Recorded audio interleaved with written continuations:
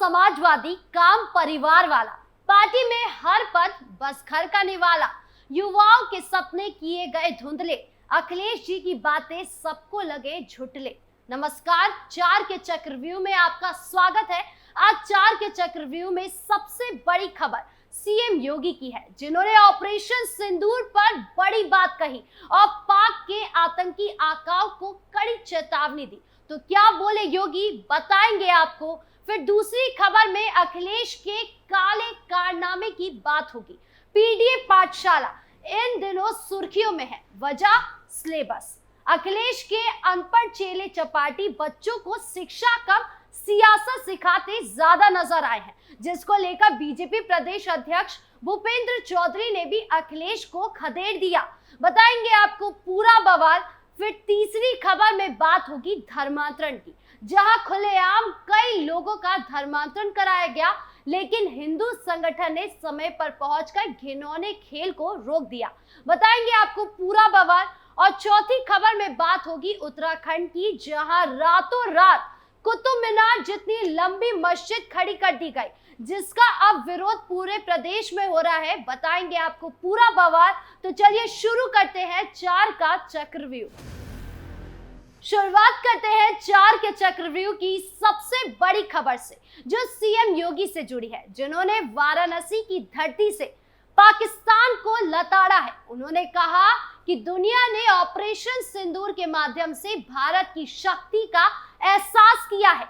नया भारत पहलगाम के अपराधियों को मिट्टी में मिलाकर और दुश्मन के घर में घुसकर उसका खात्मा करने की हिम्मत रखता है।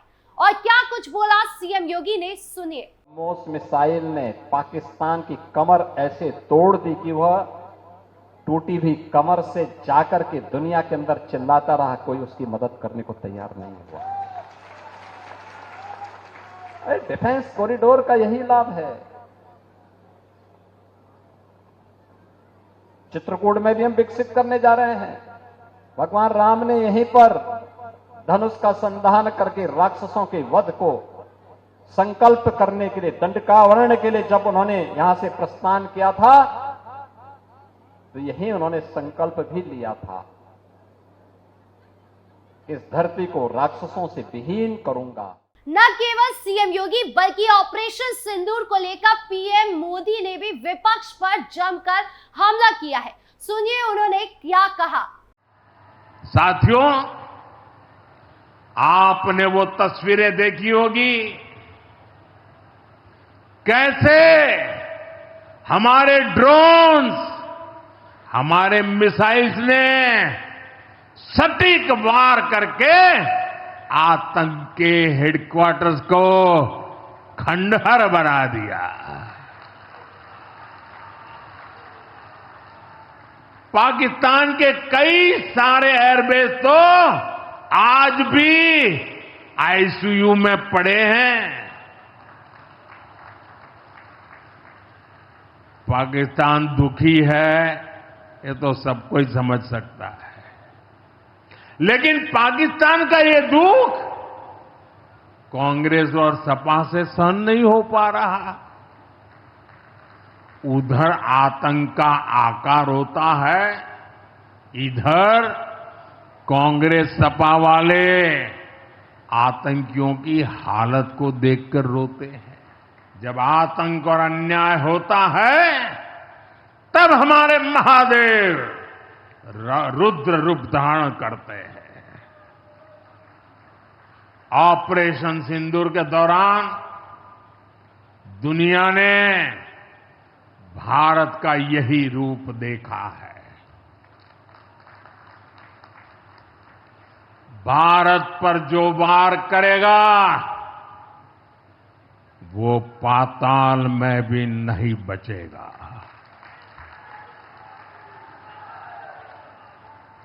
लेकिन भाइयों बहनों, दुर्भाग्य से ऑपरेशन सिंदूर की सफलता पर हमारे देश के कुछ लोगों को भी पेट में दर्द हो रहा है।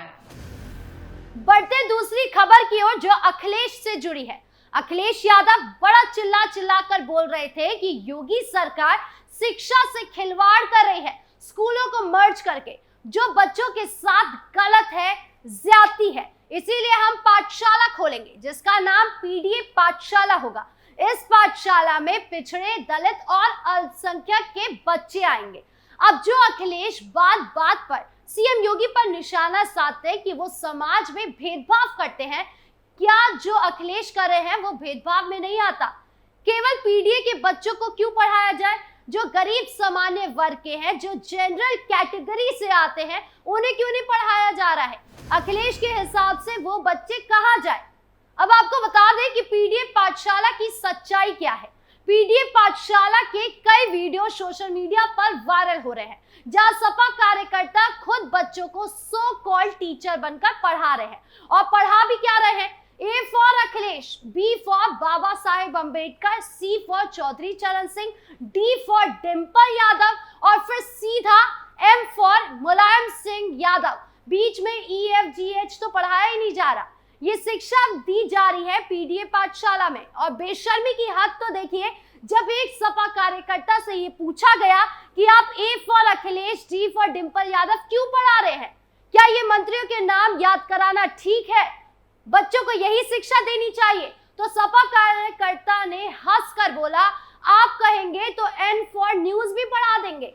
ये किस तरह की बात सपा कार्यकर्ता कर रहे हैं? भविष्य से खिलवाड़ वो मंत्री कर रहे हैं जो कहते हैं कि स्कूल को मर्ज करना जरूरी नहीं है, इससे बच्चों को सुविधाएं नहीं मिल सकती। खिलवाड़ कौन कर रहा है? एक तरफ जो मंत्री कह रहे हैं कि शिक्षा को मर्ज करना चाहिए, स्कूल को मर्ज करना चाहिए ताकि बच्चों को शिक्षा और सुविधाएं मिल सके, या वो कर रहे हैं जो ए फॉर अखिलेश और डी फॉर डिंपल यादव पढ़ा रहे हैं। अब बात यही खत्म नहीं होती। अखिलेश यादव के चेले चपाटियों के कई वीडियो सोशल मीडिया पर वायरल हो रहे हैं, जहां वो छोटे बच्चों को सियासत में घुसाने की कोशिश कर रहे हैं, जहां वो बच्चों से कह रहे हैं कि माननीय अखिलेश जी के कारण आपको शिक्षा मिल रही है, वरना बीजेपी आपको पढ़ाई से वंचित रखना चाहती थी। ये किस तरह की बात सपा कार्यकर्ता सिखा रहे हैं? बच्चों को घृणा सिखाई जा रही है। यही नहीं, कई सपा कार्यकर्ता पर FIR भी दर्ज की गई है उनकी एजुकेशन क्वालिफिकेशन को लेकर या फिर उनकी वीडियो फुटेज को लेकर, जहां सपा कार्यकर्ता बच्चों को टॉफी देते नजर आ रहे हैं ताकि वो बीजेपी के विरोध में प्रदर्शन कर सके। बीजेपी प्रदेश अध्यक्ष ने इस मामले को उठाया और कहा कि समाजवादी पार्टी जब सत्ता में थी तभी उन्होंने बच्चों के भविष्य के साथ खिलवाड़ करने का काम किया और आज भी कर रही है। अपने राजनीतिक हितों को पूरा करने के लिए पार्टी इस हद तक आ जाती है कि ए for Akhilesh, D for Dimple का पाठ पढ़ा रही है। उन्होंने परिवारवाद का भी आरोप लगाया। अब इस मामले में आगे क्या कुछ होता है? अखिलेश यादव पाठशाला बंद करेंगे या फिर योगी सरकार का बुलडोजर चलता है, ये देखने वाली बात होगी। बढ़ते तीसरी खबर की ओर जो धर्मांतरण से जुड़ी है। पिछले कई दिनों से धर्मांतरण के घिनौने धंधे का लगातार पर्दाफाश हो रहा है। पर्दाफाश भी छोटा मोटा नहीं बल्कि बड़े पैमाने पर चल रहे धंधों का। और इसी कड़ी में आज जो खबर सामने आई है उससे सुनकर अच्छे चौंक उठे हैं। यूपी के मऊ जिले में चंगाई सभा आयोजित की गई। चंगाई सभा यानी वो सभा जहां दावा किया जाता है कि लोगों को स्वस्थ कर दिया जाएगा, वो मरीज को भी ठीक कर देंगे। लेकिन इस सभा में 400 से ज्यादा महिलाओं को बुलाकर उनका धर्मांतरण कराया जा रहा था। और जब ये बात हिंदू संगठन तक पहुंची तो उन्होंने चंगाई सभा में धप्पा मार दिया। कार्यकर्ताओं ने हंगामा किया ताकि पूरी जालसाजी को नाकाम किया जाए, जिसके बाद बजरंग दल वालों ने पुलिस को सूचना दी। मौके पर पहुंची पुलिस ने 2 आरोपियों को गिरफ्तार किया और मामले को बढ़ने से रोक दिया गया। बजरंग दल के जिला संयोजक प्रांशु सिंह ने आरोप लगाया कि पवनी गांव में आयोजित इस चंगाई सभा के जरिए भोले भाले ग्रामीणों, खासकर महिलाओं को चंगाई का लालच देकर ईसाई धर्म में परिवर्तन के लिए प्रेरित किया जा रहा था। बजरंग दल के जिला संयोजक प्रांशु सिंह ने आरोप लगाया कि पवनी गांव के आयोजित इस चंगाई सभा के जरिए भोले भाले ग्रामीणों, खासकर महिलाओं को चंगाई का लालच देकर ईसाई धर्म में परिवर्तन के लिए प्रेरित किया जा रहा था। दावा किया गया कि मौके से बाइबल बरामद हुई है और सभा के आयोजक संजय कुमार प्रजापति को पुलिस ने हिरासत में लिया है। प्रांशु सिंह ने कहा कि ये प्रार्थना सभा के नाम पर धर्मांतरण की साजिश थी, जिसमें विशेष रूप से महिलाओं को निशाना बनाया जा रहा था। यही नहीं, चंगाई सभा में शामिल एक महिला पूनम ने बताया कि वो दबाव और झाड़ फूक से तंग आकर प्रार्थना सभा में शामिल हुई थी। उसके मुताबिक यहाँ दुआओं से उन्हें फायदा हुआ और कोई चर्चा नहीं ली और कोई खर्चा भी नहीं हुआ, जबकि बजरंग दल का दावा है कि ये सब धर्मांतरण की प्रक्रिया का हिस्सा था। सोचिए कितने बड़े पैमाने पर धर्मांतरण का धंधा चल रहा था। आज अगर वक्त पर बजरंग दल या पुलिस नहीं पहुंचती तो 400 से ज्यादा महिलाएं एक साथ ईसाई धर्म में जबरन शामिल हो जाती। यूपी की पुलिस ऑपरेशन अस्मिता के तहत जो डेली पर्दाफाश कर रही है वो तो हो ही रहा है, लेकिन लोगों को खुद से भी जागरूक होना जरूरी है ताकि कोई उन्हें लालच और अपने धर्म के कम ज्ञान के कारण झांसे में ना ले ले। और खैर, अब इस मामले में आगे क्या कुछ होता है ये देखने वाली बात होगी। बढ़ते चौथी खबर की ओर जो उत्तराखंड से जुड़ी है। उत्तराखंड के हरिद्वार जिले में एक मस्जिद के निर्माण को लेकर बड़ा विवाद खड़ा हो गया। लक्षण तहसील के सुल्तानपुर गांव में रातों रात एक कुतुब मीनार जितना लंबा मस्जिद का निर्माण शुरू हो गया और इसकी खबर ने स्थानीय लोगों और प्रशासन को चौंका दिया। इस मस्जिद के निर्माण को लेकर स्थानीय निवासियों ने आरोप लगाया कि ये बिना उचित अनुमति और निर्धारित मानकों के बनाई जा रही थी। इस मामले की शिकायत सीधे मुख्यमंत्री पुष्कर सिंह धामी तक पहुंची, जिसके निर्देश पर हरिद्वार प्रशासन ने त्वरित कार्रवाई करते हुए निर्माण कार्य को रुकवा दिया।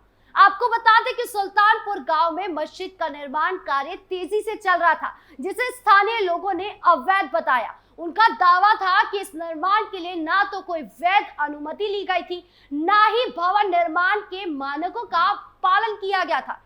शिकायत मिलने के बाद हरिद्वार के जिला अधिकारी यानी कि डीएम मौके पर पहुंचे और निर्माण कार्य को तत्काल रोकने का आदेश दिया।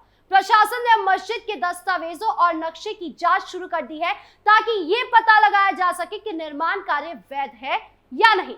इस मामले ने स्थानीय स्तर पर तनाव पैदा कर दिया है। कुछ लोगों का कहना है कि ये निर्माण न केवल नियमों का उल्लंघन है बल्कि इससे क्षेत्र में सांप्रदायिक सौहार्द भी प्रभावित हो सकता है।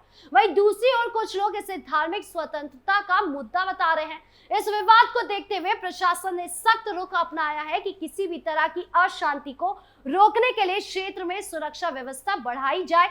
मुख्यमंत्री पुष्कर सिंह धामी ने इस मामले में सख्ती दिखाते हुए स्पष्ट किया है कि उत्तराखंड में अवैध निर्माण को किसी भी सूरत में बर्दाश्त नहीं किया जाएगा, चाहे वो किसी भी धर्म से जुड़ा हो। उन्होंने कहा कि राज्य सरकार सभी धर्मों का सम्मान करती है, लेकिन कानून का पालन करना हर किसी के लिए अनिवार्य है। ये पहली बार नहीं है जब उत्तराखंड में अवैध निर्माण को लेकर विवाद हुआ हो। इससे पहले भी राज्य में कई अवैध मस्जिदों और मदरसों को हटाने की कार्रवाई की जा चुकी है। प्रशासन का कहना है कि ये कार्रवाई किसी धर्म विशेष के खिलाफ नहीं बल्कि एक अवैध अतिक्रमण को हटाने के लिए था। अब इस मामले में आगे और क्या कुछ होता है ये देखना दिलचस्प होगा। बहरहाल 4 के चक्रव्यूह में इतना ही। नमस्कार।